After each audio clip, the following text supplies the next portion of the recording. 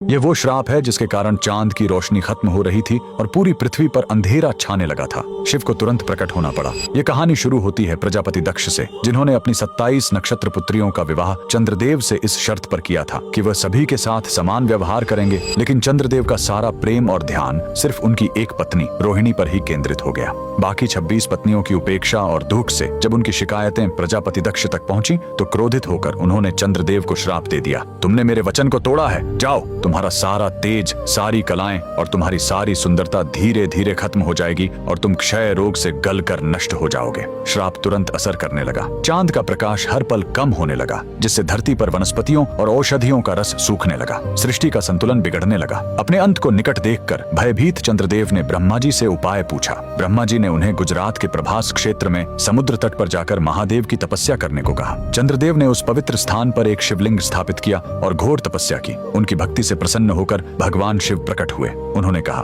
मैं दक्ष के श्राप को पूरी तरह खत्म तो नहीं कर सकता, लेकिन उसका प्रभाव कम कर सकता हूँ। शिव ने वरदान दिया, तुम कृष्ण पक्ष में 15 दिन क्षीण होगे, लेकिन शुक्ल पक्ष में 15 दिन फिर से पूर्ण हो जाओगे। उन्होंने चंद्र को अपने मस्तक पर धारण कर लिया और चंद्रशेखर कहलाए। और जिस ज्योतिर्लिंग की चंद्र ने पूजा की थी वो सोमनाथ, सोम यानी चंद्र के नाथ के नाम से प्रसिद्ध हुआ। और यही सोमनाथ मंदिर भारत का पहला ज्योतिर्लिंग आज भी गुजरात के वेरावल में उसी समुद्र तट पर शान से खड़ा है, जहाँ चंद्रदेव ने श्राप से मुक्ति पाई थी। लेकिन रुकिए, इस मंदिर का एक और रहस्य है। यहाँ मौजूद बाण स्तंभ यह बताता है कि यहाँ से लेकर दक्षिणी ध्रुव तक समुद्र के रास्ते में कोई जमीन नहीं है। भगवान शिव के भक्त कमेंट में हर हर महादेव जरूर लिखें।